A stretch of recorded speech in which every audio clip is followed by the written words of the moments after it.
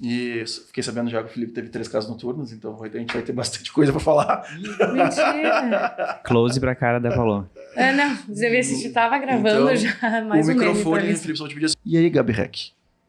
Estamos gravando.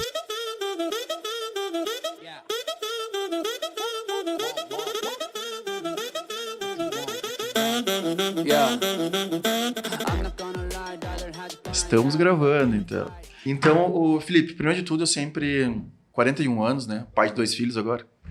E eu sei o quanto tempo ele é precioso, assim, né? O quanto que a gente não volta, o quanto que a gente não compra, a gente não tem gestão nenhuma sobre voltar ou ir para frente, né? Até que prove o contrário. Mas te agradecer o teu tempo, cara, de vir aqui, parar a tua vida profissional, pessoal, e vir aqui compartilhar a tua história mesmo para, como eu te falei no off aqui, passar um insight para alguém. Alguém que esteja perdido, alguém que esteja procurando um novo caminho, não importa se ele tem 15 anos ou se ele tem 40 anos, a gente sabe que tem bastante gente nessa velocidade da internet, agora tem o tal do Open, inteligência artificial, que te responde tudo e faz tudo, e agora, meu Deus, eu perdi meu emprego, então, enfim, mais uma angústia na vida de várias pessoas aí sobre o que está acontecendo com o mundo. Então, te agradecer realmente a tua presença aqui e o teu tempo conosco. Eu que agradeço, né? Alguém achar interessante a nossa história já nos deixa motivado, orgulhoso. Então, para mim é um prazer conversar e espero, se Deus quiser, conseguir deixar algum insight para alguém. Já ficaria feliz se conseguisse transformar a vida de alguém. Nem que seja um pedacinho minúsculo da vida, mas um insight já me deixa com um dia ganho. Que legal. Com certeza. Paloma Mônica, tu parece que está meio esbaforida, Paloma Mônica. A gente aqui, Felipe, a gente vai conversando, a gente vai esquecendo. A Paloma Mônica, para quem ainda não viu os episódios anteriores, é a nossa nova sócia aqui na Combagência. Né? E a gente começou esse podcast contigo, nem era pai, eu acho que tu ia ser pai, já tem 2 filhos, comecei aqui como financeiro, fui de gerente geral, administrativo, e agora como sócio. Viu só que evolução? Esse podcast aqui, viu? E deve ser o nosso convidado, a gente não pode não agradecer a tudo que eu venho aprendendo aqui também, né? Minhas angústias como jovem. Então, muito obrigado de sair correndo numa visita técnica, medindo terrenos, tu e a nossa arquiteta, porque não conhecemos, a gente tem uma arquiteta aqui dentro também, a gente tem um evento em abril. Em abril. Que também fomos contratados para produzir e a Paloma junto com a arquiteta estava lá fazendo o que todo um alto executivo deve fazer. Uma trena na mão, medindo a grama para ver se o evento vai caber dentro do... Nada melhor do que a gente saber o que a gente mesmo vai produzir, né? Exatamente. Quando tiver nossa mão lá, não é nosso evento. A Combo é isso, né? Então, muito obrigado pela tua presença. De nada. Tá. E os nossos patrocinadores, a Red Bull, né, que o Felipe aqui já chegou e disse, tem uma geladeira aqui? Sim, tem uma geladeira só para o Felipe aqui, para todos os nossos convidados tem uma geladeira. Então, obrigado a Red Bull, que foi a primeira marca que acreditou nesse projeto. Agradecer a Espírito Santo, a Caderode, Share. Um beijo, né? O Share, vou fazer só um parênteses, que o Share, ele é a primeira rede social de ensino. Então, faz umas 2, 3 semanas aí que eles lançaram uma rede social de ensino. Tem uma gamificação, tu vai aprendendo, tu faz cursos lá dentro. Então é bem legal. Gosto muito do Rafa lá e da Cinti que coordenam lá. Então um beijo para vocês. E a Academia Rafael Toro. Também outra escola de ensino. Também que faz total diferença. Voltada para o mercado financeiro. Então um beijo para vocês. E tem muita afinidade com o que a gente se propõe aqui, que é ensinar. Né? Então obrigado a todos vocês. Então, Felipe. Vamos começar, Felipe. Assim, quem é o Felipe hoje? Qual a tua área de atuação, Felipe? E até porque no off, quando a gente estava apresentando a agência aqui para ti e tal, para quem ainda não sabe, isso aqui é uma sala de reunião, né, que a gente transforma em estúdio de podcast. Ontem, de novo, me perguntaram, quanto que é para alugar o teu estúdio? Eu disse, a gente ainda não tem estúdios. Eu acho que tu tem que sempre botar isso, ainda é uma sala de... Porque semanalmente as pessoas perguntam, dá para gravar lá, dá para fazer aqui, dá para fazer aqui. Cara, ainda não dá, porque a gente tem que devolver para Combo a sala de reunião depois. Você está pintando uma oportunidade, né? Não, tem uma demanda aí. Tá na pauta de mais um negócio. Mais um dos... Marca lá. Mas, e aí, Felipe? De ti, assim... Vamos lá, primeira pergunta no bate-papo aí. Hoje eu atuo na direção comercial da Melnick, né? Nós somos uma empresa de origem familiar que se profissionalizou e hoje é uma empresa de capital aberto. Nós somos a primeira empresa do segmento do sul do país a abrir capital e a única empresa de capital aberto do Rio Grande do Sul que trabalha exclusivamente para o Rio Grande do Sul. E por que eu trouxe essa questão do capital aberto? E quando a gente faz o IPO, abre capital de uma empresa, a gente efetivamente deixa muito claro 2 papéis. Um de sócio, acionista, como todos os outros acionistas, e o outro de executivo. Então, hoje a minha vida dentro da empresa é de executivo na diretoria comercial. Nessa relação, como é que foi essa parte do IPO, para muita gente que pode estar nos ouvindo, não entende qual é o processo. Eu realmente, assim, óbvio, faz poucos anos que vejo falar sobre o IPO e sei que ele é traumático, né? A preparação que a gente ouve falar, enfim, gera essa profissionalização realmente da empresa. Assim. Como é que esse processo foi? Ou um passo antes, assim, como é que a decisão de ser, cara, vamos ser e por que ser, né, a primeira empresa? Vai ser longo. Não, mas a gente, é isso que eu tinha aqui. É isso aí. Eu acho que o processo de IPO de cada um é completamente diferente. Tá? O nosso, ele é muito diferente da maioria das empresas que fizeram IPO no Brasil. Primeiro, acho que é importante trazer que em 2007 para 2008, nós éramos uma empresa minúscula. Minúscula mesmo, nós éramos a 12ª empresa de construção civil de Porto Alegre. Uhum. Se pensar hoje, quem é o 12ª empresa de construção civil de Porto Alegre, nem sabe quem é, nem conhece. E tinham grandes players. A Encol era uma player gigante, a Rossi era uma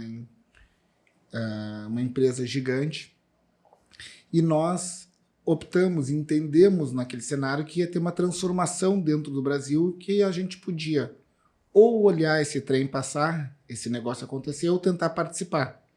Mas como participar de uma transformação se tu é irrelevante dentro do mercado? Então a gente, sabendo das nossas limitações e das nossas capacidades, nós fizemos uma parceria com uma empresa de São Paulo, a Iven, que era uma empresa de capital aberto, grande, onde foi uma parceria totalmente diferente de todas as outras empresas que fizeram parceria no setor. Nós fizemos uma parceria onde nós entrávamos com a nossa capacidade que a gente acreditava ter, e eles entravam com recursos que a gente não tinha. A gente não tinha condições de construir financeiras para crescer. Então a gente fez uma parceria atípica porque nós ficamos com 100% da gestão trabalhando com o dinheiro dos outros. É difícil de conseguir alguém que acredite em ti, mas o cenário permitia isso naquela época. Da onde vem esse insight, Felipe? Da onde vem esse ensinamento? Tipo assim, eu vi os outros errando, ou se eu vou me expor, eu só me exponho assim? Necessidade. Vamos... Não, mas de não deixar o cara... Porque assim, hoje no mercado tem muita gente que... O dinheiro não muda, o dinheiro não some, né? Ele só vai mudando de mão. Né? Então, Perfeito. assim, tem gente que quer investir. Qual é o momento que diz assim, eu aceito o teu dinheiro? Porque é quase um chefe. Né? Perfeito. Como é que foi a maturidade da empresa? E aí desculpa a ignorância, mas eu desconheço a formatação da empresa, assim, que eu decidi, olha só, nós vamos abrir, nós vamos aceitar o dinheiro de alguém, e a partir do momento que tu aceita ter dinheiro de alguém, tu tem que prestar contas e mostrar as coisas. Né? Como é que... É quase... uma dor antes do IPO, né? Muito antes. Primeiro, sem vergonha nenhuma, a gente fala, naquela época a gente teve que pagava mensalmente fornecedores em protesto. A gente escolhia quem a gente não tinha. Era uma empresa com altas dificuldades, com uma herança que a gente recebeu do nosso pai, que continua, viu? Até parece falar herança, que era credibilidade, nome, mas não foi recursos. Foi credibilidade e nome. Então a gente sabia do potencial que a gente tinha de credibilidade, acreditava que nós tínhamos condições de fazer, mas nós não tínhamos recursos. E aí tu tenta ver como que eu vou conseguir esse recurso. Tem várias maneiras. Uma é vender. Mas para vender alguém tem que querer comprar. E como nós éramos uma empresa endividada, muito endividada, o que a pessoa ia querer comprar? Uma marca de construção civil, uma marca da 12ª empresa de Porto Alegre, não era forte. Sim. Eles queriam comprar, era a nossa capacidade que eles acreditavam que a gente também tinha. As pessoas, como todo mundo fala hoje, né? As pessoas. Mas a gente não queria vender. Então nós fizemos o que a gente chama de NewCo, uma New Corporation, uma nova empresa, que foi uma porcentagem desse sócio, uma porcentagem da Melnick. E aí se criou a Melnick Even. Uhum. Eram duas empresas com um acordo operacional. Neste acordo dizia, resumindo em poucas palavras, que nós tínhamos 100% da gestão, 100%, e eles emprestavam dinheiro para a gente. Aí nós conseguimos, com esse dinheiro e o conhecimento que a gente acreditava que tinha, em 2 anos crescer rapidamente. Aí, muito por estratégia. A gente entendia que o mercado que ia crescer, ele era aqui dentro da cidade, e naquela época as incorporadoras queriam abrir o máximo de cidade possível e trabalhar no Minha Casa Minha Vida. Uhum. E a gente não acreditava no Minha Casa Minha Vida. Então as incorporadoras botaram energia no Minha Casa Minha Vida e nós concentramos nossa energia dentro da cidade. Dá uma explicadinha, porque eu entendo um pouco, porque eu tenho 2 amigos, vamos dizer assim, que não tem eles têm uma consultora familiar totalmente, assim, consultoram as coisinhas deles, assim, mas aproveitaram muito Minha Casa Minha Vida. Só pra galera entender qual que foi esse boom aí de Minha Casa Minha Vida nessa época. Não é só o boom da Minha Casa e Minha Vida. Naquela época, o Brasil estava se preparando para crescer, o tal Investment Rating, que é trazer o Brasil a conquistar o direito de trazer dinheiro lá de fora.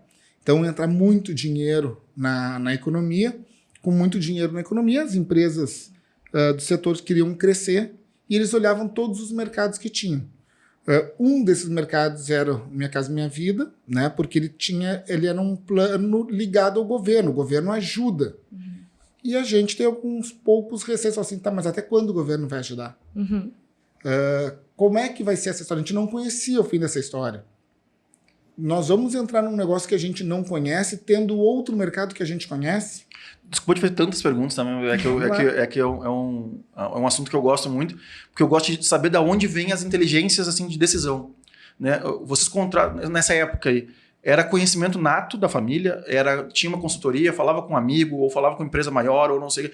Porque é difícil tu dizer não para um dinheiro, que é esse pensamento assim, até quando? Uhum. Porque o brasileiro, e aí vão generalizando, que não se deve, mas assim, cara, me dá aqui agora, e eu faço agora, e azar, daqui a 5 anos é outro problema. Prazo, né? Não cultura, tinha essa consultoria, nós éramos uma empresa menor do que essa sala aqui. Uhum. Com menos gente, acho que tem hoje aqui. Nós acreditávamos muito e continuamos acreditando. E ontem a gente teve uma palestra para o mercado sobre isso, sobre macroeconomia. Uhum. A primeira coisa que a gente faz sempre, quando todo ano começa, é um planejamento de macroeconomia. Fala assim, neste cenário de macroeconomia, quais são as oportunidades, quais são os desafios?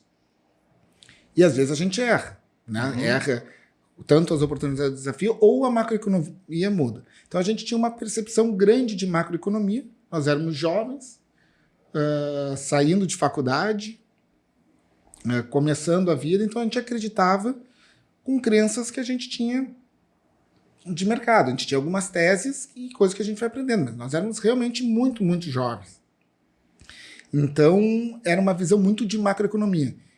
Eu sempre digo, isso, até plagiando meu irmão, acho que ele fala, cara, imagina que tu é um velejador, tu quer atravessar o oceano, a primeira coisa que tu tem que saber é de tempo.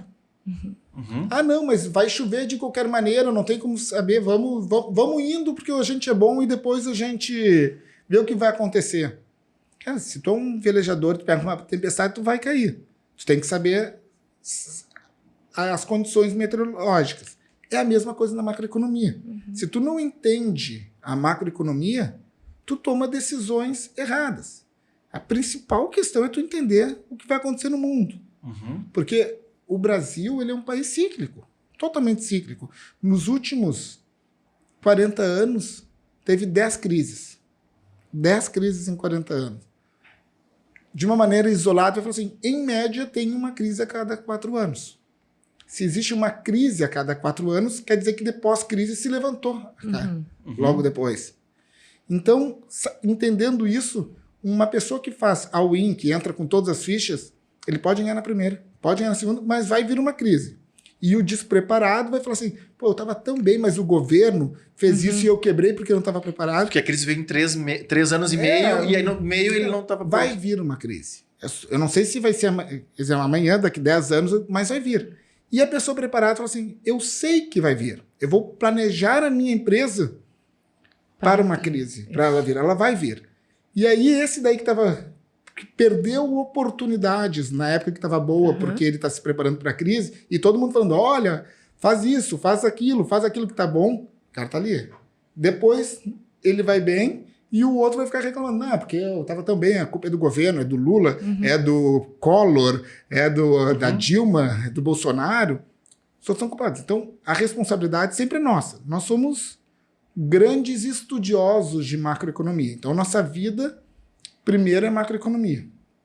E isso determina bastante sobre o que estava acontecendo. A gente entendeu, em 2007 para 2008, que tinha essa oportunidade e nós tínhamos que entrar. Então, voltando ao assunto, a gente fez uma parceria com uma empresa chamada Even e nós começamos a crescer. Começamos a crescer, trabalhar, focar, certo, errado, fomos crescendo, assumimos uma coisa que era impossível, que era a liderança de mercado. 2 anos depois, nunca mais soltamos essa liderança de mercado e a gente foi crescendo ano a ano. Como o nosso sócio era uma empresa de capital aberto, nós tínhamos que começamos a aprender a trabalhar com uma empresa de capital aberto como sócio. Todos os regramentos, como funciona. Então, a gente já foi conhecendo naturalmente como funcionava uma empresa de capital aberto.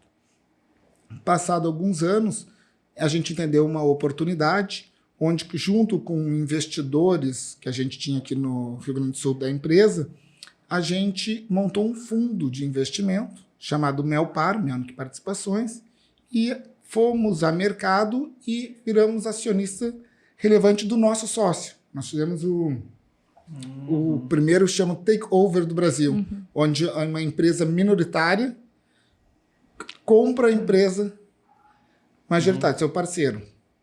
Então, o meu irmão, o Leandro, que estava na frente, capitaneando essa história, ele começa a transitar mais em São Paulo ali. E aí, nós era majoritário numa empresa de capital aberto, sócio da Melnick, que não tinha capital aberto. Com essa história foi evoluindo, a gente foi entendendo e a nossa empresa já estava desenhada dos modelos corporativos de uma empresa de capital aberto.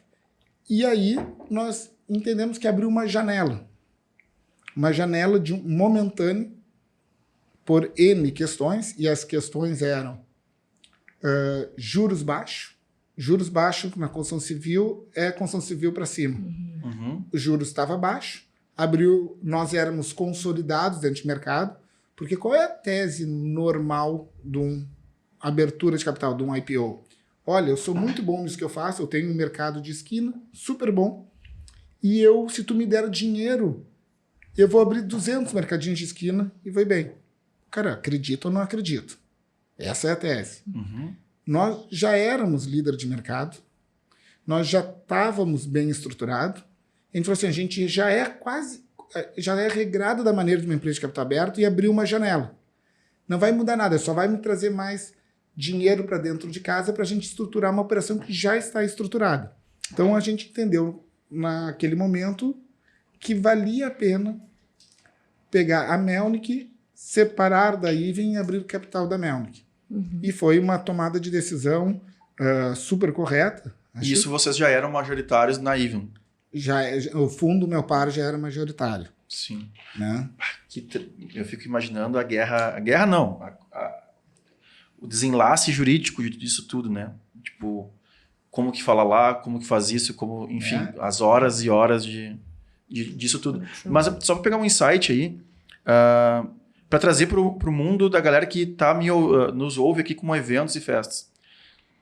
A Melnick era uma construtora pequena, se associou a uma construtora grande, foi aprendendo, rapidamente, 2 anos, se tornou líder de mercado. Feijoada com samba. Era pequena. Mandei foto para a galera do escritório aqui quando era só nós. Sentava aqui nessa sala, a sala era uma sala branca. A gente começou a fazer evento com casa noturna maior, com pessoas maiores, com não sei o quê. Foi aprendendo. Pronto. Sim. Tem um mercado maior, tem uma fatia maior de mercado hoje, tem outras empresas, enfim. Se associar e conectar com pessoas maiores, porém entregando também, é o que é. Então, assim, uma empresa maior me deu dinheiro, ela queria mais dinheiro de volta, entreguei mais dinheiro, inclusive fui lá e dei dinheiro para eles comprando parte da empresa. Então, só para não ficar nesse mundo assim, mas é porque é o Felipe, porque é a Melnick, porque hoje falar a Melnick, só porque é a Melnick. Não. Tem um mínimo de poder de cognição, é que nem as pessoas que serviram o exército e falam mal do exército. Eu disse, cara, que faltou cognição. De tu entender que aqueles manuais todos lá, tem manual até pra sentar, tem manual pra... Se tiver alguém mais antigo que eu aqui, com a manga dobrada, o cara tem que dobrar a manga, porque o outro tá dobrado com a manga. Então, pra tudo. Imagina, tu tá lidando com vida, com explosivo, com canhão, com tudo. Então, tem que ter regra pra tudo, mesmo para as pessoas não morrerem. E quando for tomar uma ação, se conquistar o objetivo. É tudo igual. Então, assim, tem que pegar o que o Felipe tá falando e trazer pro teu mundo, do tamanho que ele for. Mas enfim, Felipe, só para... Não, perfeito. Disclaimer. Perfeito. Mas, então, essa, rapidamente, acho que é a história até agora, da Melnick, né? A gente somos ainda muito jovens, com muito sangue no olho e temos muito propósito pela frente, né? Então, estamos no início de uma jornada, da maneira que a gente vê, né? Foi dinâmico, se trabalhou muito, muitas noites, também tivemos filhos, crescemos, eu falei, eu tenho gêmeos de 7 anos, uma guria de 10, e tudo isso consome muita energia, muito tempo, não é só a história bonita, né? Tem muita história aí complexa, muitos sobes e desce, muitas coisas que a gente achou que ia ser de um jeito, foi do outro e tinha que criar soluções, pensar, aceitar, engolir, seguir. Então, mas é uma história aí que a gente tem muito orgulho. Essa parte do engolir, para mim, foi uma coisa que eu aprendi há muito pouco tempo. E, inclusive, nós estamos numa reunião, eu, Gabi e a Su, beijo Su, que é a social media que cuida das nossas redes sociais, do podcast e das minhas pessoais. Tipo assim, tá, beleza. Foca se outra pessoa tá muito ego, muito não sei o quê, mas tu tá conseguindo chegar lá, esquece. Propósito. Eu quero chegar lá, independente se é o fulano, se é o ciclano, e a vida vai te ensinando essas coisas, né? Muito engraçado, assim, é que tu tem que ter o poder de aprender, né? Tu tem que conseguir ser uma pessoa minimamente inteligente, eu me julgo nada, assim, eu sou, acho que uma pessoa esforçada, mas eu consigo pegar sinais, né? Eu classifico as pessoas em 3 níveis, as muito boas que aprendem com os erros dos outros, eu acho que eu não sou esse, o bom que aprende com os próprios erros e o ruim que não aprende nunca. E é isso, tipo assim, eu demorei bastante tempo para entender que, cara, beleza, fala o que tu quer falar. Quer dizer que é o fulano, beleza, fala. Mas se eu tô conseguindo realmente que os nossos negócios se conectem, que a gente vai fazer um negócio bom e que vai ser bom para todo mundo, cara, vamos lá. Né? E tem uma outra coisa que a verdade não é absoluta, ela é totalmente diferente. O que a gente tinha certeza que era de um jeito, de um tamanho de empresa, era totalmente diferente de outro tamanho. Depois muda o cenário econômico, muda tudo. As verdades mudam, o estilo muda. Eu costumo dizer, como exemplo de empresa, se tu pegar uma empresa pequena, um restaurante na esquina, restaurantezinho, pequenininho, qual é o grande diferencial competitivo dele? É um grande chefe. Ali que ele é muito bom. Ele tem uma habilidade, ele sabe fazer um pato com molho de vinho, com uma batata no lado, ele realmente é muito bom. Tá? E essa é a habilidade para tocar esse restaurante. Uma grande empresa, o maior restaurante do mundo.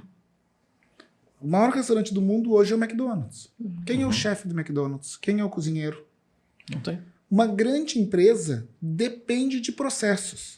Uma empresa pequena depende de habilidades individuais. Agora, tu pega esse chefe do restaurante pequenininho, que ele é muito bom, põe ele no McDonald's. Ele destrói o McDonald's. Ele vai falar assim, não, a gente tem que fazer um hambúrguer com isso, caindo esse molho. Ele destrói, porque o McDonald's precisa de processo. Tu pega um cara, o presidente do McDonald's, e põe no restaurante de esquina que só tem 2 pessoas, o cara vai falar assim, eu não sei cozinhar, o que eu vou fazer aqui? Então, a habilidade é tu conseguir se transformar com o crescimento da tua empresa. Exatamente. E aí tu tem uma limitação que é tua mesmo. Ou tem pessoas, e acontece com todos nós, Nós fomos crescendo, entendendo novas coisas, vamos contratando outras pessoas, porque tinha algumas que estavam com a gente que foram muito boas numa fase, mas elas não conseguiram ir para um outro momento de empresa. E não é culpa da pessoa. Uhum. É o jeito da pessoa. E o que ela falava naquele momento era certo, agora é diferente. Então, quando tu vai conseguindo evoluir, mudando, não é nem evoluir, é mudando o teu estilo de empresa, porque eu acho que o que é importante é de ser feliz, tá? Legal com a tua família, com os teus amigos, não interessa posição, cargo, mas quando vai mudando de tamanho, tu tem que ter a habilidade de conseguir trazer pessoas que vão te ensinar. Porque tu não passou, não conhecia. A gente brinca, de novo, citando aí meu irmão, primeira vez que a gente conversou com o João Rossi, que era o dono da Rossi, nós éramos muito, muito pequenos, e ele veio para cá para fazer uma obra, para conversarmos de fazer uma obra. Imagina nós em Porto Alegre, pequenininhos, jovens, tudo, e veio um cara, maior consultora do Brasil, desce de avião em Porto Alegre particular, senta com a gente olhava ele era Deus. Tu ficava a boca aberta escutando assim, e aí a gente acabou indo, negociando, e foi fazer uma obra junto. Aí passou um pouquinho e falou, cara, sabe que isso aqui ele não entendeu direito. Depois a gente foi andando um pouquinho, cara, talvez aqui ele não está entendendo. Isso aqui a gente entende um pouquinho mais que ele. Quando tu foi vendo, ele não era Deus, ele era uma pessoa como qualquer outra. Né? E a gente foi aprendendo e aos poucos depois a gente foi vendo. Tinha tanta coisa que ele foi falando, que a gente foi aprendendo ao tempo, que só a exposição te leva. Na teoria tu não vai... não sabe tudo, tu tem que ser exposto, tu vai errar, tu vai acertar.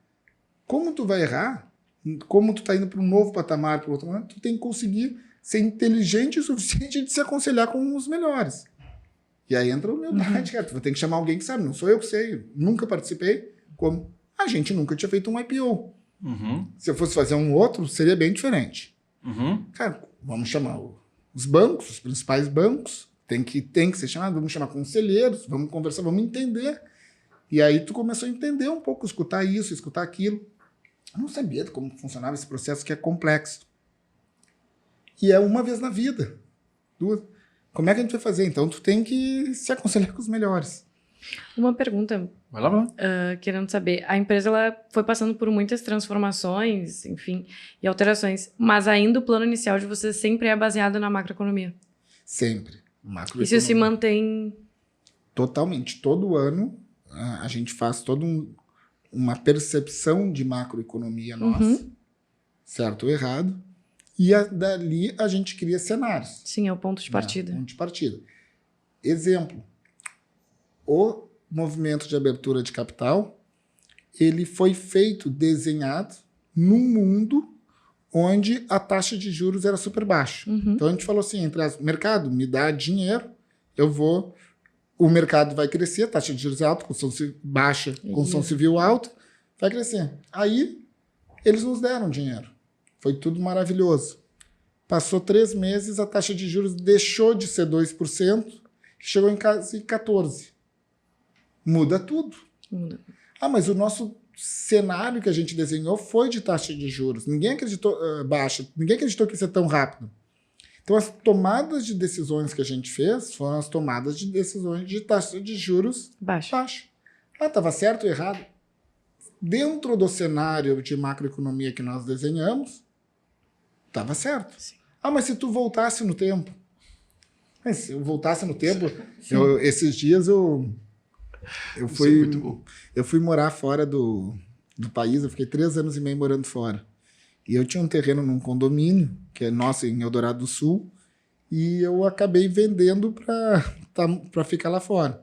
E com a pandemia, este condomínio valorizou muito os terrenos, como todos. E meu irmão chegou um dia e disse, Felipe, se tu voltasse no tempo, tu teria vendido o terreno? Eu falei, teria. Ele, mas como? Mas dobrou de valor. Eu falei, não, se eu voltasse no tempo, eu teria vendido, comprado em Bitcoin e hoje comprava o condomínio inteiro.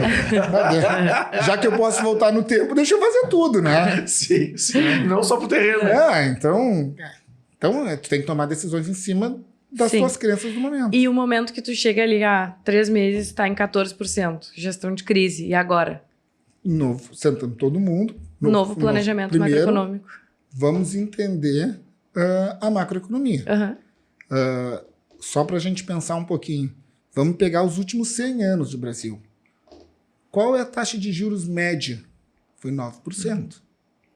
Mas para aí. 9% agora está 14%. Está tão longe. Está ruim. Mas tem 9%. Mas para aí. 2% que era o ponto fora da curva. Exatamente. 2% que foi o ponto fora da curva. Não é o que está agora. O nosso Brasil que a gente conhece, que a gente, na taxa média, ele é muito mais próximo do 14% do que do 2%. Não, a gente sabe jogar esse jogo.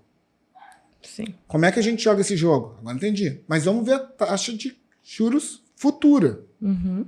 Então, qual é a previsão de taxa de juros? Tá? Vai ficar 14% está subindo ou vai ficar 14% está descendo? 14% está descendo. Já está em 12,75%. Vamos entender esse cenário. Então, tu vai redesenhando. Porque são tomadas de decisões bem diferentes. Com taxa de juros a 14% e taxa de juros a 2%. Só para pegar. Taxa de juros a 14%, eu pego meu dinheiro e ponho no banco. Taxa de juros a 2%, eu ponho ele na economia. Né? Então, eu tenho que saber o que eu vou fazer. Eu tenho que desenhar isso daí. O bom do podcast é que ele vira consultoria, né?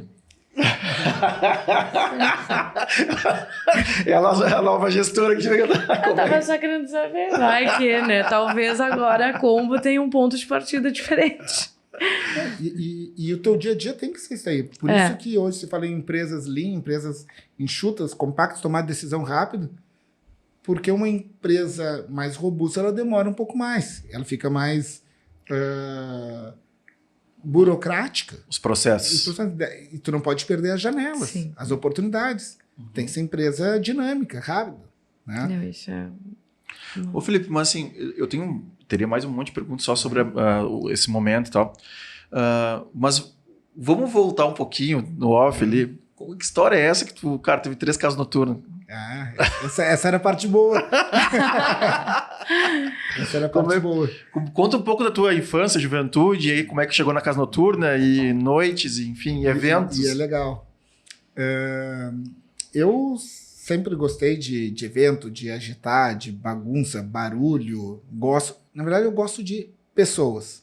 Pessoas. Incrível. E há muitos anos atrás, mas eu vou voltar lá para 95, mais ou menos 94, 95. O meu irmão e uns amigos, eles entraram erradamente numa daquelas pirâmides financeiras, sabe? Foi botando dinheiro, né? E o meu irmão ganhou. Efetivamente, na época, tu botava acho que R$1.500 e ganhava 12 mil. Só que alguns amigos dele botou os 1.500 e perdeu. Os caras que entraram depois. E ele falou, cara, como é que a gente vai resolver isso? Como é que a gente vai resolver isso? E pegou uma casa aqui perto da Carlos Gomes, com bem perto da Carlos Gomes, que a gente ia destruir a casa como construtor, o meu pai, para fazer uma festa para convidar, para recuperar o dinheiro. Então foi a primeira festa que eles fizeram. O meu irmão, eu era menor, e aí nesta festa, e eu me lembro como se fosse hoje, tinha uma outra festa no mesmo dia, que era de um cara super famoso, que depois ficou na época, que era o Tite, não sei se você lembra, o Tite Rett, amigão meu, que ele era o famoso das noites. A gente foi, caiu no mesmo dia, e foi a primeira festa de bebida liberada de Porto Alegre. Então era 50 litros de clericô, 50 litros de quentão, e a gente foi, porque era no inverno, e a gente foi, o meu irmão foi fazer essa festa, e eu fui o caixa. Eu tinha uns 15 anos, né? Eu ficava naquela época, para fazer a festa, era um segurança na portaria. Sim. O Marcão Bernoni, da Get, sonorização, Marcão, botou o som, né? E nós, nós no bar, e era isso daí, né? E era diversão, e aí a gente efetivamente juntou o dinheiro de todo mundo ali e terminou isso daí.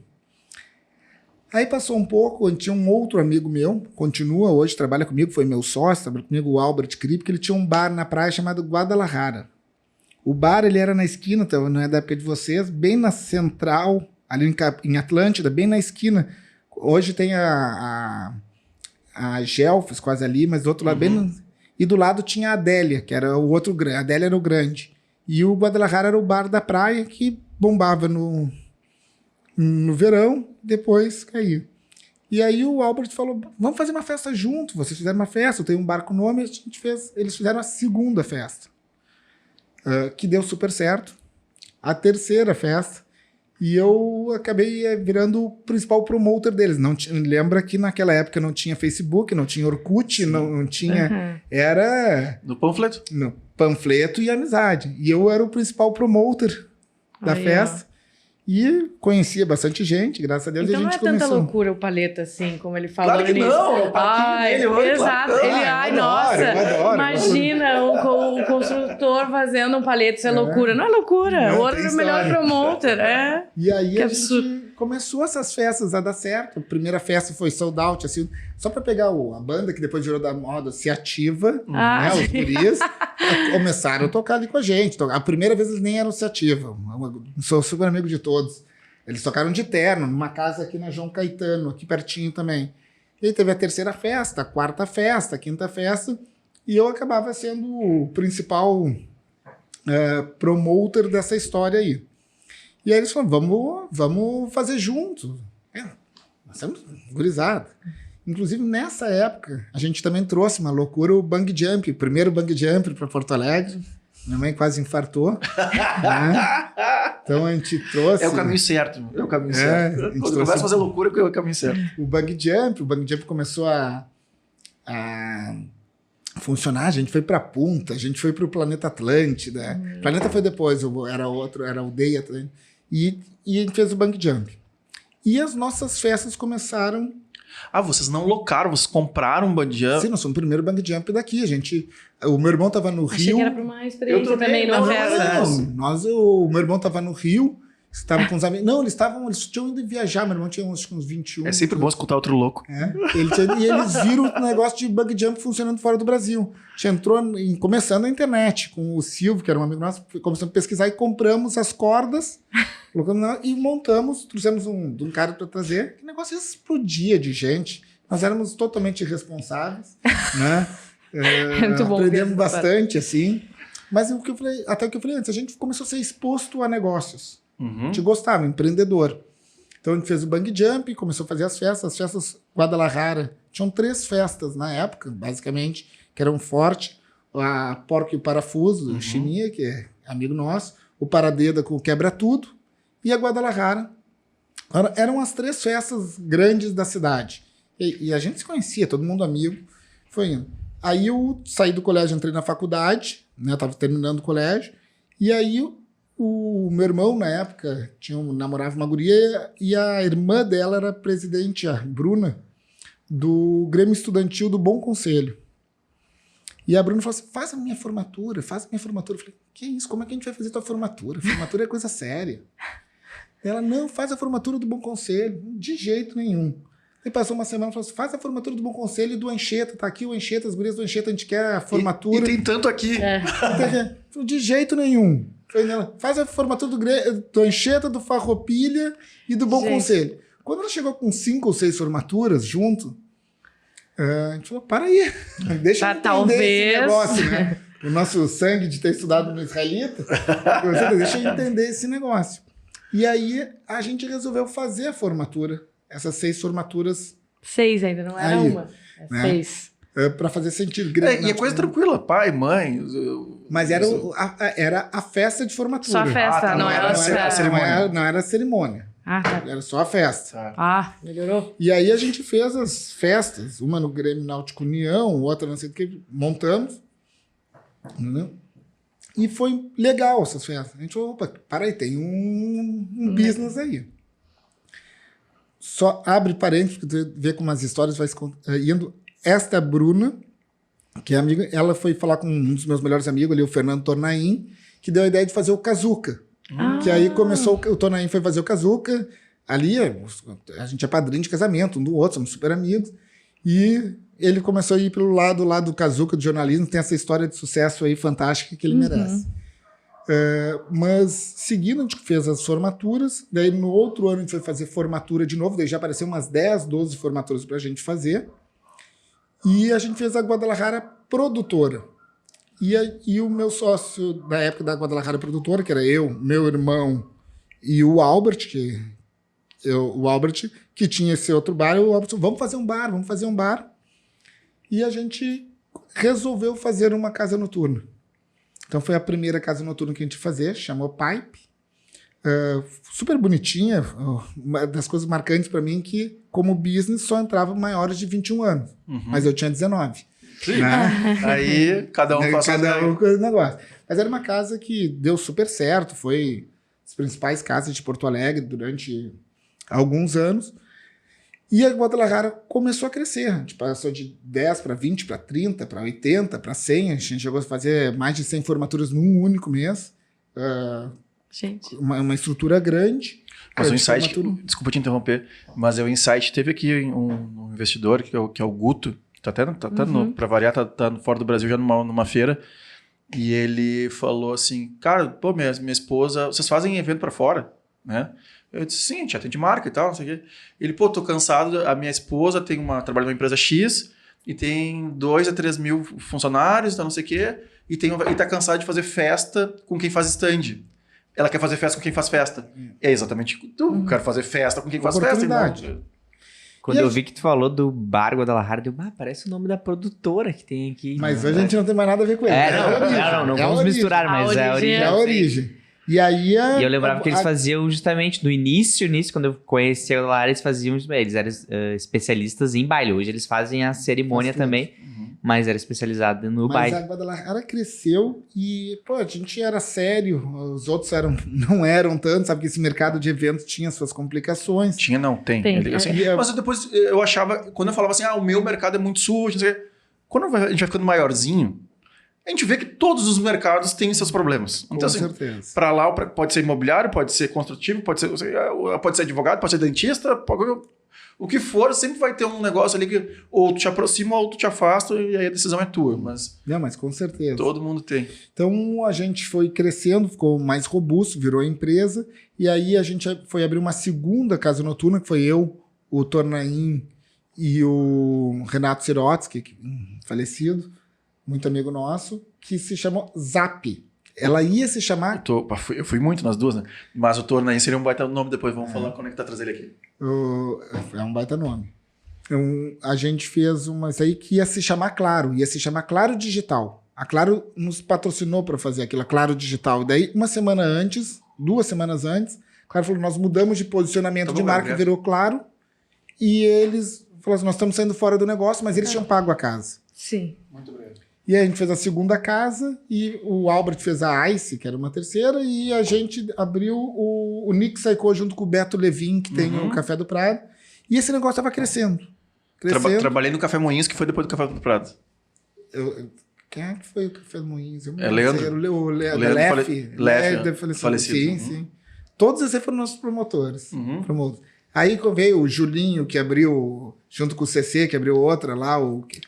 Era Meet, mas antes eles tiveram na Padre Chagas, eles tinham Faro. Não, Faro era onde era a nossa casa noturna, uma delas, que era o Nick Saicô. Eles eram tudo promotores nossos, de eventos. Isso. Daí tinha o Pitinini, o Crefe, a Pati Leivas, a Misty, que agora parou, que era mais que o Paulo Guerra. Todos aí, são todos nossos amigos. No fim, o Vinha saiu do Felipe, entendeu?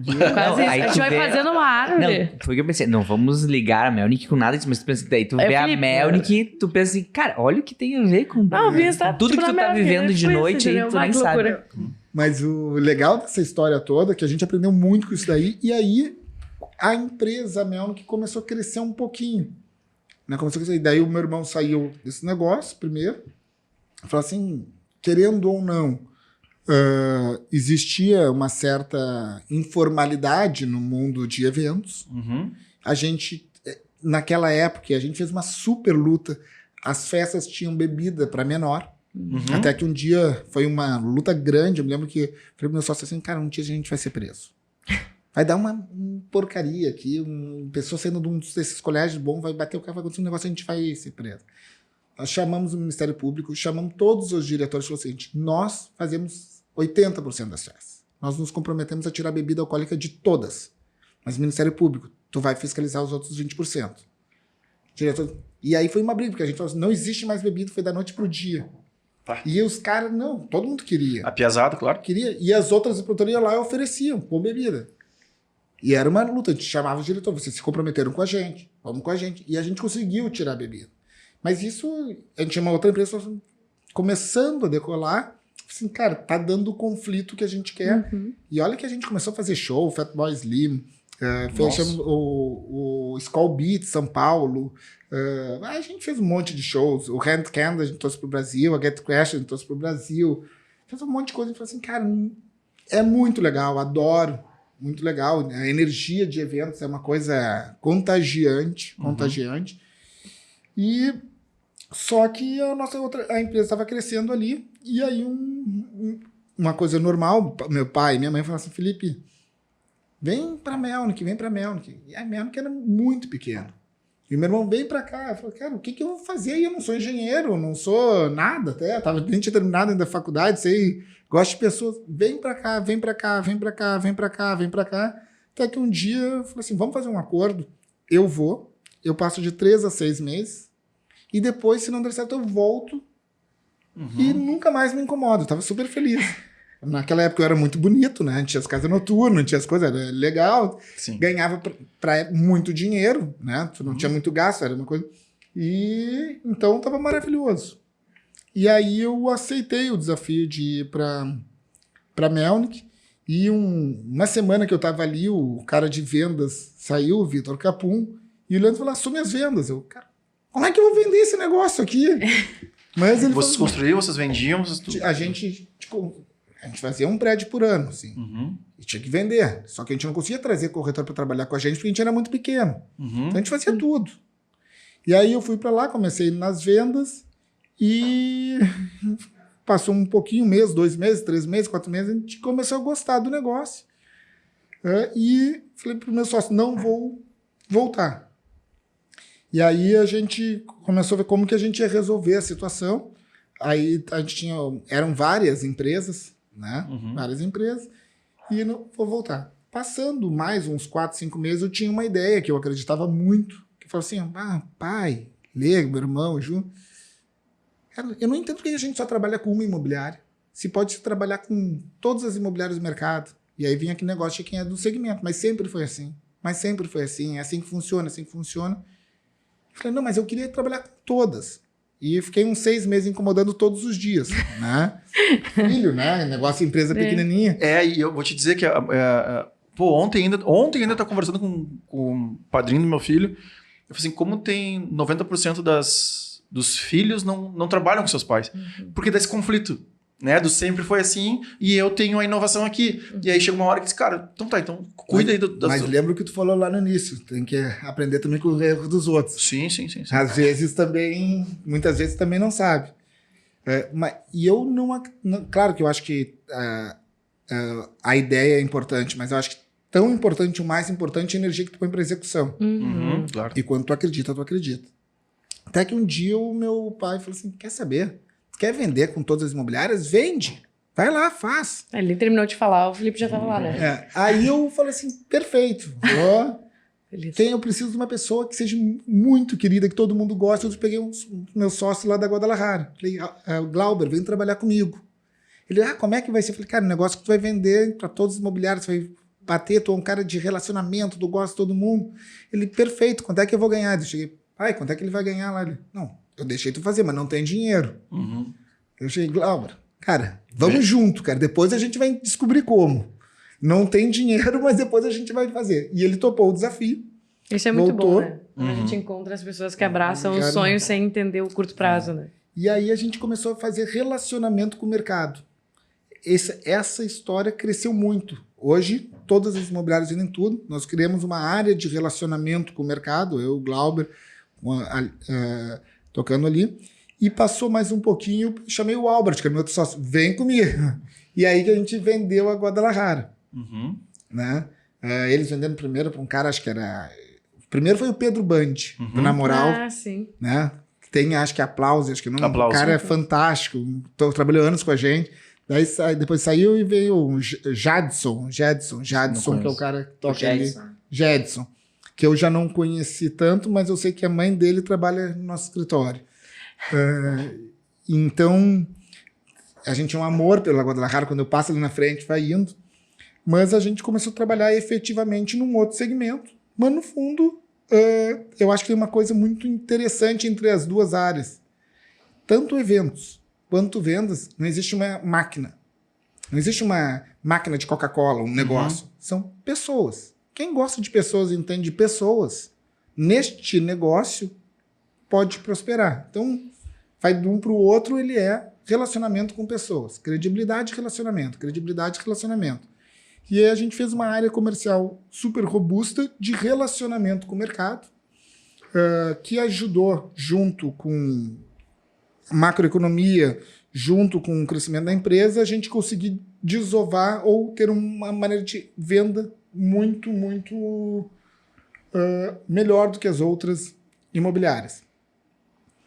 Seguindo este case de deixar de vender única e exclusivamente com uma imobiliária para vender com o mercado inteiro, e hoje a gente tem 67% das nossas vendas é do mercado e 33% é da nossa imobiliária, que a gente cria dentro de casa, ele virou um case nacional. Quando nós fizemos a parceria com a Even, em São Paulo, eles falaram, mas traz para cá esse case. E aí eu ficava segunda e terça em São Paulo, quarta em Porto Alegre, quinta e sexta no Rio, que a gente tinha empresa no Rio, para levar o case de como começar a vender com o mercado. E aí é super desgastante. No começo é muito legal, muito divertido. No começo é a coisa mais legal do mundo. E filho pequeno, nascendo. Sim. E aí eu fiquei 1 ano e meio, mais ou menos, a gente implementando isso em São Paulo e Rio, até que chegou um dia que me falou, chega, né? Chega. E aí a gente combinou de ter um período aí sabático, que ia ser em torno de 1 ano e meio. Na verdade, começou com 6 meses, virou 1 ano. Esse 1 ano virou 1 ano e meio e veio o coronavírus. Então a gente ficou morando fora do Brasil ficou ao total 3 anos e meio. E há 1 ano e meio, mais ou menos, eu voltei para o Brasil de novo para reassumir a área comercial da empresa. Eu te perguntar, lá atrás, eu ia te perguntar assim, qual que é o papel do comercial, se era trazer investimento ou se era vender, mas agora acho que meio tu explica isso, né? Ou é as duas pontas, é trazer e levar ou não só? Eu acho que quando tu é sócio de uma empresa, teu papel é tudo, né? É absolutamente tudo. Claro que quando a empresa vai crescendo, vai virando mais estruturada e tu consegue delimitar um pouco mais, mas a tão famosa visão de dono que a gente tenta passar para todo mundo, tu tem que olhar tudo. Mas eu fui muito tempo, era captar recursos para as compras de terrenos que a gente fazia e vender as unidades, né, os apartamentos. Esse era o escopo do comercial naquela época. Hoje já é mais separado, a gente tem uma outra área de captação de recursos separado. Claro que vai crescendo, tu não consegue abraçar... Sim, vou ter que priorizar alguma coisa. E... Qual foi a decisão de voltar para essa área? Tipo, tu já queria voltar? A pergunta era para ser assim, qual é o impacto no nosso setor de entretenimento? Foi 0, né? Tipo, fecha a porta e não faz nada. Como é que foi para ti, assim? A gente já sabe, tive que voltar para o Brasil, né? E o resto, como é que... Eu acho que tem várias questões, assim, nessa volta. Primeiro, a ideia era um período sabático. A gente sempre sabia que a gente ia voltar. Se a gente se apaixonou por lá, se apaixonamos, gostamos, né? E aí tu começa a repensar algumas questões. Mas foi neste momento que a gente fez uma abertura de capital e a gente tinha que transformar de novo a empresa e eu sou sócio da empresa, colaborador da empresa, e a gente tinha um desafio pela frente. Uma missão dada para... O teu sabático era sabático, assim, estava desligado da empresa ou era aquele... Ajudo. Ele é... Não, vamos botar. Ele é sabático, eu não era mais executivo da empresa, não tinha salário, não tinha absolutamente nada. Agora, a empresa, a gente tem um conselho, ela é de origem familiar, a gente fala bastante, a gente resolveu montar o IPO, não estava lá, então a gente se falava absolutamente todos os dias. Tá bem. Né? Mas eu não tinha mais função operacional, zero na empresa. E a área comercial, zero tinha. Né? Porque a área comercial ela consome muito. Hoje eu tenho evento todos os dias, coquetel de imobiliária, amanhã nós temos lançamento lá no Teatro do Bourbon, que vai ter um coquetel de um hotel que ele está lançando. Ontem a gente fez um baita lançamento para os donos de imobiliárias, no stand de tiro, na RS Shooting, que é um negócio fantástico, eu não sabia que tinha em Porto Alegre. Então, área comercial é 24 horas na rua, né? Ainda mais uma área comercial robusta como a nossa. Então, venda consome muito. Essa energia aí, eu precisei recuperar um pouco as pilhas, né? Ficar com os filhos. Vai Red Bull. Vai Red Bull até. E aí, voltando à origem do negócio principal, porque tu falou Red Bull, me lembrou que ontem eu fiquei até as 4 da manhã produzindo a questão do paleta, que era o que a gente começou a falar. No meio disso daí, eu gosto de inventar, eu gosto de fazer coisas. Se a gente tivesse tempo, eu ia te falar que o primeiro energético 2 litros do Brasil que ele trouxe para cá foi eu com o Thiago ali, que ele trouxe o Mad Dog, que deu essa origem dos energéticos 2 litros, que eu estava passeando lá no Nordeste, olhei lá num lugar, peguei um carro, fui até a Feira de Santana e comprei um caminhão para vir aqui, depois a gente ia ver o que fazer. E ninguém sabia como é que tu ia botar energético 2 litros, só existia Red Bull. Quando eu ia vender nos lugares... Eu acho que era Flying Horse nessa época. Não, só existia o Mad Dog, não existia nenhum. Absolutamente nenhum. Não, 2 litros, não tô falando. Tô falando do era Red Bull, era Red Bull já. Flying Horse, eu conheço todos esses que passou ali. E aí a gente comprou, chegava nos lugares para vender com um amigo meu, o Thiago, que depois veio trabalhar comigo também. Os caras falaram assim, onde é que eu vou botar esse energético? Eu vou botar ele no refrigerante? Não existe isso daí. A gente teve que criar a categoria, vender. Foi um sucesso o negócio, muito grande, o Mad Dog. E aí, é uma das histórias. A gente foi inventando muitas outras empresas aí que aconteceram no meio disso. Mas, por que eu fiz esse parênteses? Porque no meu sangue tá esse negócio de empreender, de energia e de tudo. Sim, de inventar.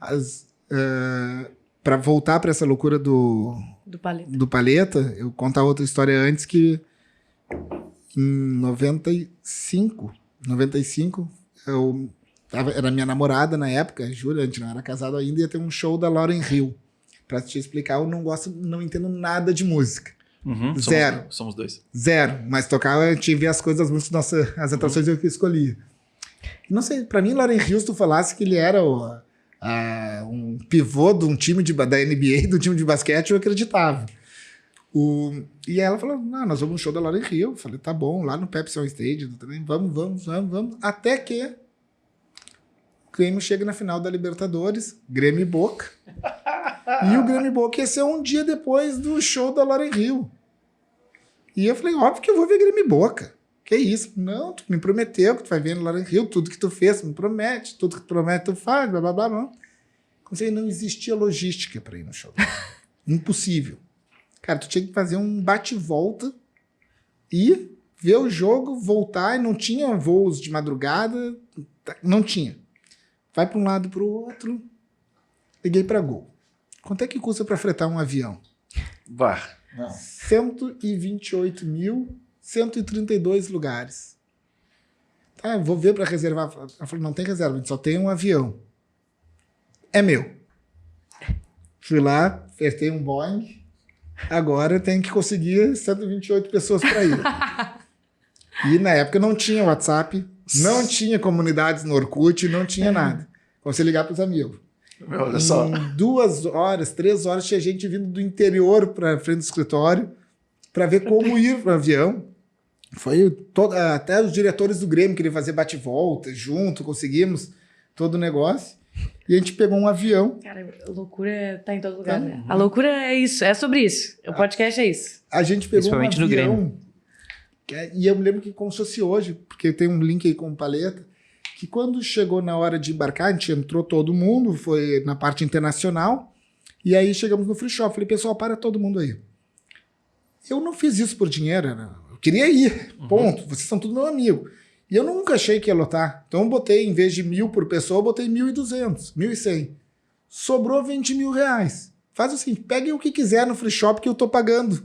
Até zerar o dinheiro, porque eu não fiz para ganhar dinheiro, não era o Sim. negócio. Mas você vai fazendo relacionamento. Então fizemos esse avião. A partir dali, infelizmente, o Grêmio perdeu. Ó, Imagina que não foi esse avião. Não, e eu só A ida, falar- pelo menos. Vou só falar um negócio assim, ó. O meu contato, vou te passar meu número depois. Qualquer uma dessas loucuras que tu... Me liga ali. Dá uma ligada. Vamos entrar. Então eu vou te contar uma, depois quero ver se tu vai encarar. Tá? Depende da loucura também. E aí fizemos o primeiro avião, o Grêmio perdeu, mas a partir dali, todas as finais de Libertadores, ou jogos, a gente levou um avião. Inclusive, na última final de Libertadores, que eu já estava morando nos Estados Unidos, eu voltei para cá, cheguei aqui, pegamos um avião, fomos para final, e eu, convicto que a gente ia para o Mundial, né? Tinha falado com o presidente da Emirates. Ele falou, tá fechado, nós vamos fazer um avião para ti para Dubai. Caralho. Quando eu cheguei em Porto Alegre, que o Grêmio ganhou, eu deitei na cama, mas eu deitei assim, toco meu telefone. Cara, parabéns, Felipe, tudo bem?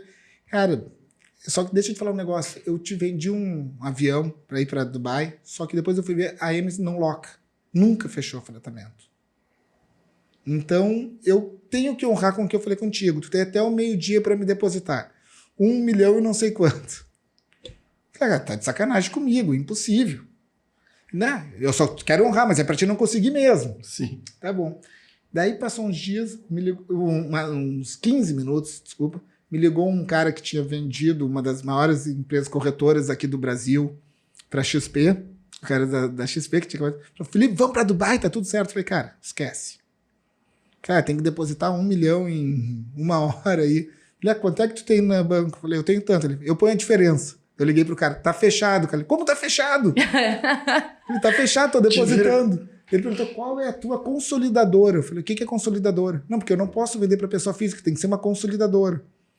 Tá, mas o que é consolidadora? Ele, cara, eu não posso te dizer, não posso te indicar nenhuma. Vai na internet e descobre. Eu falei, deixa que eu vou descobrir o que é uma consolidadora. A gente conseguiu uma consolidadora, depositamos dinheiro e fechamos e levamos um avião para Dubai de amigos. Gente, é uma aventura. Então, eu gosto da função.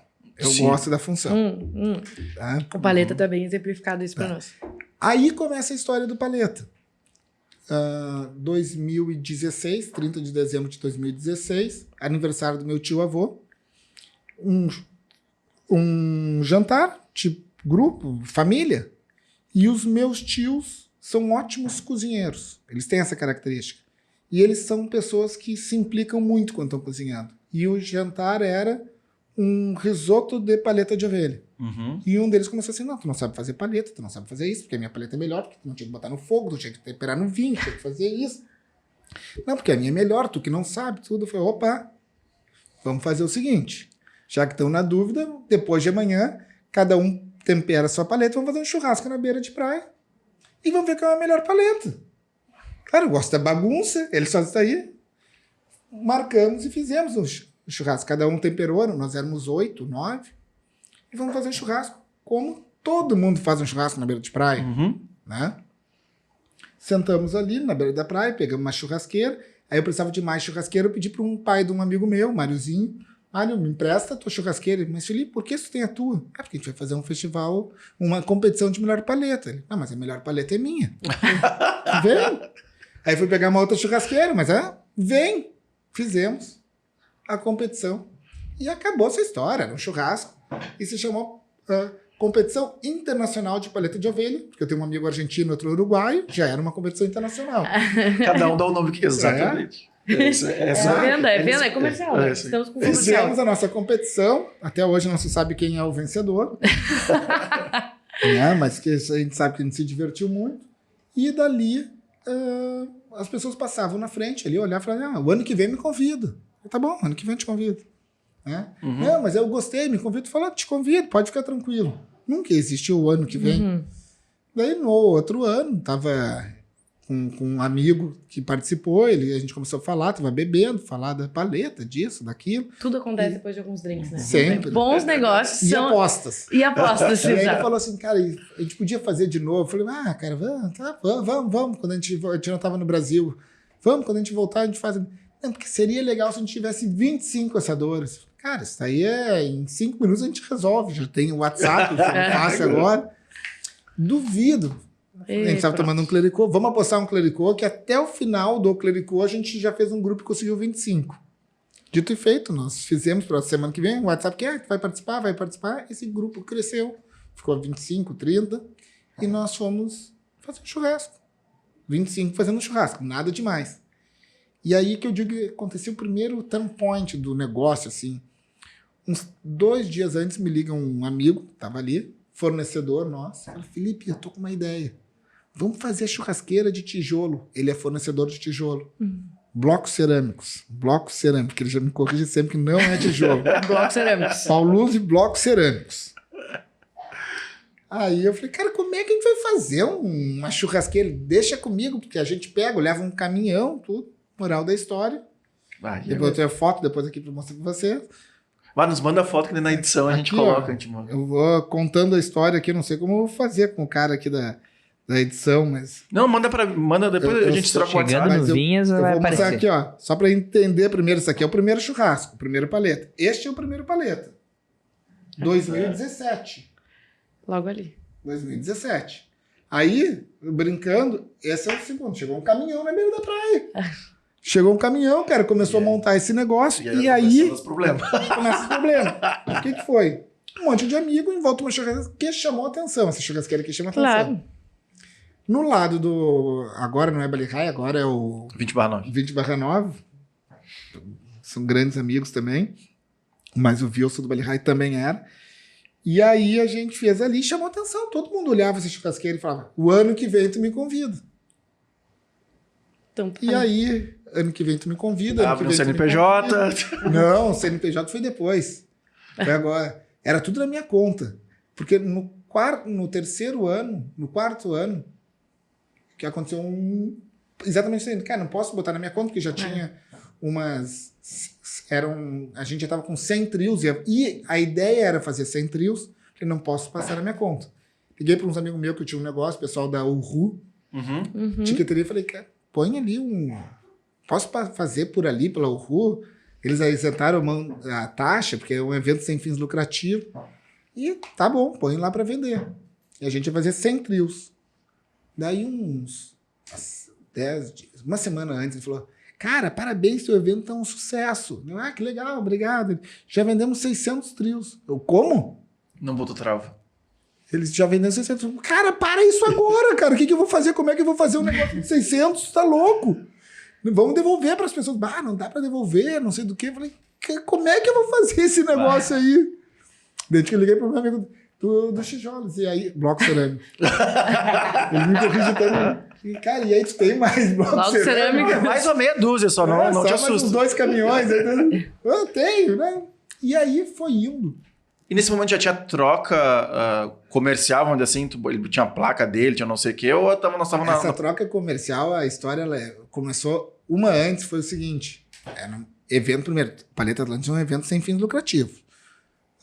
Na segunda edição, na terceira, veio um amigo meu, o Paulinho da CP, falou, vamos fazer um avental. Falei, da onde a gente vai fazer avental? Tem que cobrar de todo mundo. Tinha uns porre cobrar de todo mundo. Pode falar palavrão, um saco. Tem que me controlar, não sei. Cara, daí ele falou assim, não, eu ponho o avental para todo mundo. E põe minha marca. E põe minha marca. E era R$2.000 para avental para todo mundo. Daí me ligou o Máriozinho, que é esse o primeiro que tinha prestado o negócio, falou assim, não, eu divido contigo. 1.000 para cada um. Daí veio o Jairo da Cresceu e falou, não, eu também divido. Veio um outro divido e eles mandaram fazer. Daí veio um outro e falou, mas eu também quero. Eu falei, cara, agora já acabou. 500 pila, tu me dá 500 pila, a gente vai comprar, vamos botar um som. Daí eu dei 500 pila, vamos botar um cerveja. Foi indo. Até que uns 3, 4 dias antes do evento, pegou o pessoal da Tramontina, os donos da Tramontina iam participar do evento ali. Tramontina quer patrocinar o evento. Tá de sacanagem. Eles ligaram, não, nós temos uma proposta. A gente propõe pagar 15 mil para patrocinar o evento. Eu falei, não, vamos ser honestos, né? Eu já tenho 8 patrocinadores. Tem que ser igual para todo mundo. Ele, tá, mas quanto que os outros estão pagando? Eu falei, R$500. Ele, não, mas eu te ofereci 15 mil. Eu falei, tá, mas o que eu vou fazer com os 15 mil? Botar no bolso? Sim. Me dá R$500. Daí ele, não, maravilhoso. Na próxima a gente resolve. Me manda a nota. Eu falei, não. Aí, Que nota? já não quero Que nota, cara? Falei, cara, faz o seguinte, cara. Dá uns prêmios, umas facas, uns negócios, a gente vai sortear entre todo mundo. E é E isso. tá feito aí. Mas essa questão aí fez com que no outro ano, era lá por abril, me liga o pessoal de uma agência de publicidade chamada Thompson, uma das grandes do Brasil. Felipe, eu queria conversar contigo. Maior prazer. Vamos, quando é que tu pode nos receber? Quando tu quiser, marcamos. Mas antes de vocês virem aqui, só quero deixar que eu sou muito feliz com a agência que a gente trabalha. O Melnick está super feliz. Ele, não é sobre a Melnick, é sobre o Paleta. Eu, como sobre o Paleta? Não, a Tramontina pediu pra gente entrar em contato com vocês. Ah, mas o Paleta vai ser lá no outro ano, se tiver o Paleta. E eles trouxeram uma ideia. A gente olhou. Cara, legal, mas quem é que vai executar isso? Não, vocês fazem. Eu falei, agora eu virei produtor de evento de novo, tá de sacanagem comigo. Voltei. De jeito nenhum, não tem nenhuma chance. Cara, tem o risco. Pode chover, pode não sei do que, pode... Eu não vou correr esse risco todo. E para esse tamanho, o risco vai virando grande. Uhum. Daí eles voltaram, e se a gente assumir o risco? Daí, para aí, deixa eu entender de novo.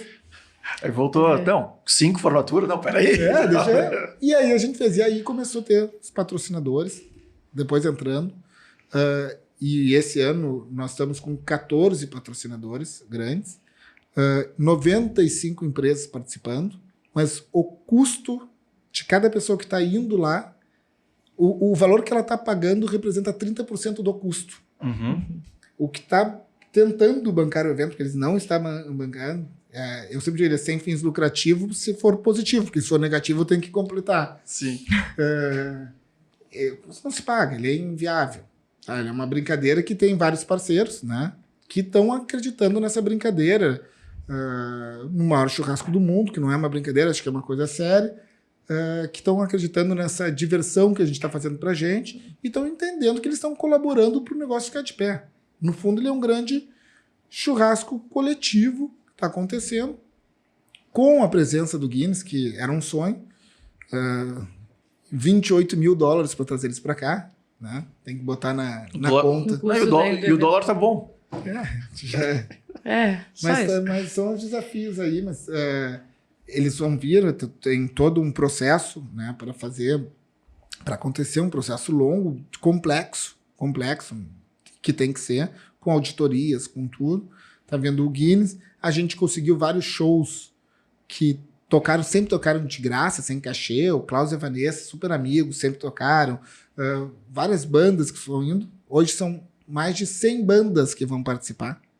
Pra ter uma ideia que o Planeta hoje tem em torno de 60. Uhum. São mais de 100 bandas em 10 palcos. Né?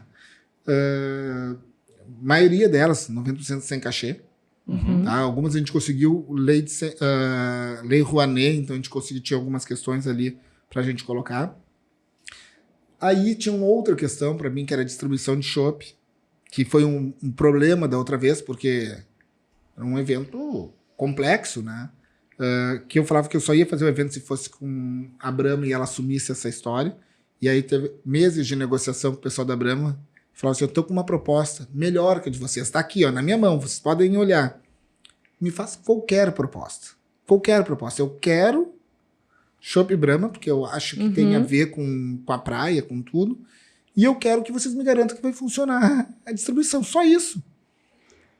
Eles falaram, não, mas olha quantas chopeiras e geradoras. Eu falei, faz a proposta. E mais, a proposta que tu fizer eu vou aceitar. Só me faz a proposta. E foi indo, até que conseguiu, a princípio, em teoria, resolver o problema. Contamos muito com vocês, Brahma, para tocar isso aí, mas são 250 chopeiras, é a maior estrutura de chopp já usada no estado. E teve vários desafios que a gente foi resolvendo, alguns ainda não estão resolvidos, mas o evento, ele cresceu muito. A gente acredita em torno de 60 mil pessoas na beira da praia. Está totalmente sold out, já vendeu tudo para as pessoas que vão assar, para quem quiser ir lá, ainda tem. E eu acho que tem uma questão nossa, assim, de propósito que ela é muito importante, que é a do churrasco, que é uma coisa que eu estou tentando defender. Inclusive, ontem fui lá com o Kovac, secretário de Turismo, hoje vou me encontrar de novo com ele, que eu digo o seguinte, eu morei um tempo fora do Brasil.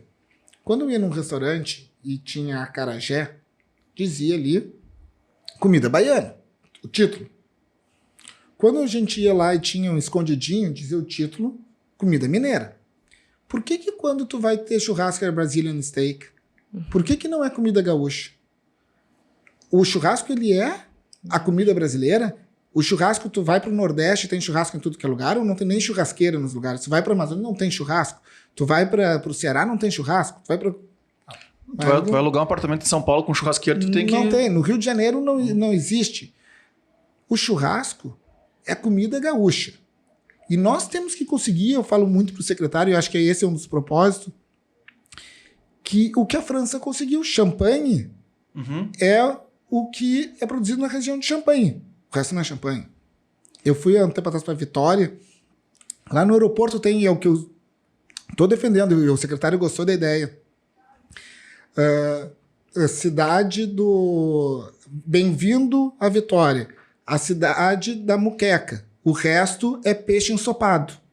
Tinha que ter no aeroporto de Porto Alegre, bem-vindo ao Rio Grande do Sul, cidade do churrasco. O resto é carne no fogo. Porque nós, turisticamente, temos que se apropriar do churrasco. Olha que exposição. Se churrasco fosse o que era feito no Rio Grande do Sul, que nem a Champagne fez, ou que nem o Espumante fez agora na Serra, e a gente conseguiu um projeto de lei que churrasco é Rio Grande do Sul. Olha quanta exposição turística poderia ter. Todas as pessoas vindo para o... Cara, a terra do churrasco. Churrasco é comida mundial. As pessoas conhecem o Brasil. Brasil e churrasco. Então, nós não nos apropriamos do churrasco. E eu acho que trazer o Guinness Book, começar essa história, é uma apropriação que nós temos que ter. Se existe algum lugar no mundo que tem que ter o maior churrasco do mundo, é aqui. Tem que ser aqui. E o que eu falo para o secretário, falei com o governador, pedi apoio para eles. Esse título não é do Felipe. Esse título é nosso. Nós que temos que ganhar esse título. Eu não sei por que eu acabei caindo nessa história e capitaneando essa ideia. Mas isso aí tinha que ser a Secretaria de Turismo. Isso tinha que ser o Lei de Incentivo à Cultura pelo Banrisul, pelo Badesul. Para ser esses que tem que apoiar fazer um negócio desse aí. Não é o Felipe. Então essa é a luta que a gente está tentando fazer e trazer que talvez eu fui o start dessa luta e que o Estado consiga continuar essa luta. Esse evento é isso. Mas acho que é o maior ensinamento, né? Ainda mais nesse momento tumultuado político que a gente está, que não adianta. Se não tiver o empreendedorismo do lado da política, do lado da condução, não anda. Porque tem outras 1000 coisas ali que passam na frente de uma prioridade como essa. Claro. Do cara, e tem que ser. E é uma pena que talvez algumas pessoas que ouçam não entendam o todo disso. Que é um sinal pro mundo. Tipo, cara, olha só, não, é churrasco. Churrasco é do Rio Grande do Sul. E aí o quanto isso pode gerar de emprego, de incentivo, de mais pessoas. Eu quero comer... Não, mas eu quero comer... Tá, eu posso comer churrasco em São Paulo? Não, mas churrasco mesmo é do Rio Grande do Sul. Eu tenho que ir lá. O quanto isso vai levar a régua das pessoas aqui. Sim, cara, o quanto é... Tipo, cara, o churrasco na grelha... Tá, não, churrasco não é assim. E olha que história bonita que a gente pode contar. Nós já temos Gramado, que é uma das principais cidades turísticas do Brasil. Muita gente vem pra cá e normalmente eles comem churrasco aqui. Cara, se ele conseguisse ficar 2 dias em Porto Alegre, soubesse que é a capital mundial do churrasco, a Clarice Charles está tentando, capitaneando essa ideia, conseguir trazer essa história turística, a gente pode ganhar bastante. E mais, não é só ganhar por ganhar. Cara, é a nossa história. Sim. É a nossa história. É se apropriar de algo que já é nosso, né? Eu não sei quando vocês, mas eu cresci em volta de uma churrasqueira, do fogo. Meu pai, meus tios, meu filho... tá junto comigo fazendo churrasco toda hora. Tem 8 anos. É a nossa história. Não, com certeza. Exatamente. Cara, Felipe, assim, pra gente não estourar o nosso tempo e também te dizer, cara, que hoje eu me segurei umas 10 vezes pra não pegar o celular e começar a escrever. Porque foi aquilo que a gente falou lá no começo. É o poder de cognição e insights que foi tirando ali. Diz, porra, a gente não fez isso, a gente não faz isso, a gente não faz aquilo. Tá, isso não serve para combo, mas serve para outra empresa, para não sei o quê. Ou para outras ideias de outras empresas. E, cara, só te dizer assim, que a gente vai terminar aqui, vou falar no online, vai terminar aqui, nós vamos entender em que momento nós vamos montar um conselho para combo aqui, que tu vai, se tiver, se conseguir uma brecha na tua agenda, nós vamos fazer, porque, obrigado, cara, assim, a gente, quando tu falou assim, tomara que ele sirva para alguém, cara, tenho certeza que para nós aqui foi de verdade, cara, uma aula, assim, e se eu pudesse dizer alguma coisa sobre esse podcast, assim, tem que ver. Não importa de que área é. Se for de eventos e construção, cara, é a obrigação. É a cadeira aquela que, tipo, tem que assistir. E de ensinamento de vida mesmo, meu propósito, ver. E eu sou um cara muito parecido, assim, no tempo assim. Cara, a gente vai fazer ser o maior. Vamos. Não, isso eu tenho certeza absoluta. Exatamente. E aí, talvez, é muito legal falar contigo, cara. Tu acabou falando de uma outra empresa que tu era sócio, da Russi. Não sei se é ou não. Não fui sócio. Eu fui sócio do Zé, Renato. Mas hoje tu trabalha para a Melnick. E eu, assim, trabalho 100%. 100%. E dá uns pitacos na paleta. Eu acho que tem uma coisa que é legal, bonita da nossa história, que é o propósito. Tá? Eu resumo ela contando aqui, nós somos uma empresa pequena, que virou uma empresa média, que virou uma empresa média organizada, que virou uma empresa grande, que virou uma empresa grande estruturada, que virou hoje talvez uma das principais empresas do Rio Grande do Sul. Quem olha essa história por agora vê um tamanho de empresa, mas efetivamente, esses 15 anos, 2008 para cá, nós crescemos junto com a empresa, como família, e isso é uma coisa legal, nós somos uma família muito unida. Nós não tínhamos recursos, não temos vergonha nenhuma de contar que não tínhamos recursos, passamos por muita dificuldade e hoje estamos num momento, graças a Deus, satisfatório. Mas como nós crescemos junto com a cidade, a gente foi se transformando e assumindo a responsabilidade do crescimento. Isso eu acho que é legal de falar, a responsabilidade do crescimento. E nós começamos a botar um propósito dentro da empresa. E a gente botou um propósito alguns anos atrás, e tu vai ver que ele vai se ligar com essa história. O nosso propósito é transformar Porto Alegre através de produtos fantásticos. Primeiro, legal, marketing, propósito, gosta disso. Não. Hoje a gente senta no mínimo 2 vezes por semana só para falar de propósitos. Quando a gente entende deste propósito, a gente consegue mudar a cidade e o estado que a gente vive. E parece muita ousadia falar que a gente quer mudar a cidade. Nós fizemos um manifesto nos próximos 50 anos. Qual é a cidade que nós queremos? E se eu conseguir, se a empresa conseguir, com todos os seus colaboradores, com todo mundo, transformar essa cidade, ela vale muito mais do que o resto. Então, a gente começou assim, como é que a gente transforma a moral, o ego do gaúcho? E aí tem todo um projeto nosso, I Love Porto Alegre. Acho que vocês já viram por aí, totalmente sem fins lucrativos. Para morar o ego, o caranguejo, como os outros falam, mudar o ego. Segundo, o que a gente vê como é a vocação da nossa cidade? Ela pode ser a cidade mais arborizada e mais cheia de praça do país, e isso tem característica dela. Ela não vai ter o mar mais bonito, a praia mais bonita, não vai ser isso. Mas ela é arborizada, com praças, com vida, com esporte. E nós, aos poucos, quando nós éramos pequenos, a gente adotou um canteirinho. Hoje nós somos os maiores adotadores de praças de Porto Alegre. E não é por contrapartida. É dinheiro bom, por vontade. E por último, a gente entende que terrenos que têm vocação transformacional, os grandes terrenos, eles têm que ser usados para transformar. E aí, rapidamente, para quem conhece um pouco da nossa história, a gente entendeu do outro lado do rio. A gente fez um empreendimento chamado Pontal, com um canal navegável, me fugiu o nome, daqui a pouco vai vir o nome, que a gente leva barcos até lá, mas o que a gente queria era que o Rio Guaíba deixasse de ser a ponta de uma cidade e ficasse no meio da cidade. E de lá ele está construindo uma cidade inteira, do outro lado do Rio Guaíba, em Eldorado do Sul. Com canais navegáveis, com casas fantásticas. Vai estar ali. Do outro lado, o Pontal do Estaleiro, uma praça que a gente entregou à cidade, um shopping transformação. Ali ele faz parte de um projeto que chama Hub da Saúde, que é descentralizar o Hospital Moinhos de Vento. Se tu quebrou a perna, se está com câncer ou com dor de cabeça, tu tem que ir até o Hospital Moinhos de Vento. Como que a gente descentralizava? Tirava a alta complexidade do Moinhos de Vento e botava em vários pontos. Lá em Canoas, na Zona Sul, na Zona Norte, era um projeto transformacional da cidade. Se a gente pegar aqui na Carlos Gomes, você vai no maior shopping aberto de Porto Alegre. É um projeto transformacional da região. Na frente do Colégio Anchieta, a gente trouxe um hotel boutique, o Hotel Emiliano, do Grupo Emiliano para Porto Alegre, que era um sonho de Porto Alegre, com uma fachada Singapura, como o pessoal chama, que é transformacional para a região. Se eu pegar o ginásio da Brigada, nós vamos fazer o maior food park da América Latina, o maior food hall da América Latina, ali com um rooftop fantástico, isso é transformacional. Então hoje a gente gasta mais tempo de ver como transformar Porto Alegre, e este é um propósito de vida que, para entender, nós vendemos 2.877 unidades esse ano. Vender 10 unidades a mais ou 10 unidades a menos não vai mudar a nossa vida hoje, porque a gente cresceu junto com a cidade. Mas os nossos filhos quererem ficar nessa cidade que a gente está desenhando vai mudar a nossa vida. Então, hoje, nós nos sentimos responsável pela cidade.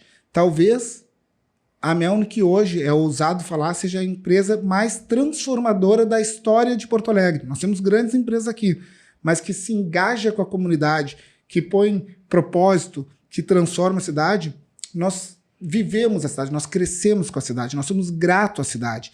E aí, quando tu fala de propósito, ele serve para todas as caixinhas da tua vida. A gente tenta ver a transformação. É a maneira da gente ficar aqui. Então, é muito gratificante passar para todo mundo que nós somos daqui, que nós queremos isso daqui, nós investimos isso daqui, nós vamos transformar junto com quem queira transformar. O nosso propósito não é nós transformar a cidade. Sim. É junto com todo mundo. Então é muito legal poder dividir essa história com todo mundo e explicar onde que a gente quer chegar. E quem sabe a gente vai um dia andar de barco aí no Rio, parar em restaurantes, caminhar nas praças, jogar futebol, o beach tennis que está na moda, e curtir a nossa cidade de verdade com orgulho, com I Love Poa, e falar, eu sou Porto Alegre, ou eu amo churrasco e ele é daqui. As histórias se conectam. Perfeito. Incrível, inclusive. Sensacional, meu. Eu não tenho palavras, eu tenho só pedidos de futuras agendas pra gente conectar isso aí, porque com certeza o que a gente tem mais no entretenimento é isso, né? A gente tem um lema que eu carrego muito com a gente, e toda vez que eu vou começar uma temporada de um bar, dos bares que a gente tem, de qualquer coisa, assim, eu peso isso, né? Tipo assim, falo assim, você tem noção que a gente faz uma das coisas mais importantes na vida das pessoas? A gente produz alegria. E quando tu te põe nessa posição, tu tira todo aquele glamour, né? De estar na festa, eu sou bonitão, não. As pessoas que estão trabalhando lá, a gente está produzindo alegria. As pessoas que se casam, as pessoas que conhecem as futuras esposas, os futuros maridos, não sei o quê. Histórias que vão lembrar pro resto da vida, por mais perrengue que tenha sido, mas ele vai lembrar, naquela noite eu quebrei tudo e não sei o quê, e acordei em Gravataí, ou acordei na praia, porque não, cara, e caí numa blitz, sei lá. Mas tu vai produzir isso. E aí quando tu me fala, cara, tu me deu uma injeção, assim, de cara, que pariu. Então, eu tenho que rever aqui eu tenho que rever o planejamento anual da Combo, realmente, eu tenho que rever o porquê que a gente fazia certas coisas com mais empenho. A gente já juntou 10 toneladas de comida num evento só. E a gente fazia uma cerimônia para entregar, que era muito legal. Hoje em dia a gente só arrecada e não dá tanta bola, sabe? E eu realmente acredito que se a gente profissionalizar ainda mais o entretenimento e mais as coisas, e botar isso na cabeça, tipo, que a gente está levando Porto Alegre para outro nível, né? E seja no que for, mas que cada um se responsabilize por uma partezinha, eu tenho certeza que a gente muda. Que a gente vai chegar lá e que vai fazer. Então, muito legal, cara. Obrigado mesmo pelo teu tempo aí. Foi uma aula. Uma aula mesmo. Já sabemos o ponto de partida da Combo 2022. Saímos com vários temas de casa daqui. Muitos temas de casa. Muito obrigada, Felipe. Gabriel, tu ficou aí, cara, assistindo tudo isso aqui, viu tudo isso aqui, e tu não... Sabe o que aconteceu, né, Felipe? A gente tem um canal onde a gente disponibiliza tudo isso aqui, e as pessoas que vão nos assistir, elas pegaram, anotaram, usaram esse material, que é de graça. A gente não tem nada aqui, o pessoal entra no YouTube, não tem nem assim, metade da entrevista agora paga, não. Só que tem que, no mínimo, se inscrever no canal.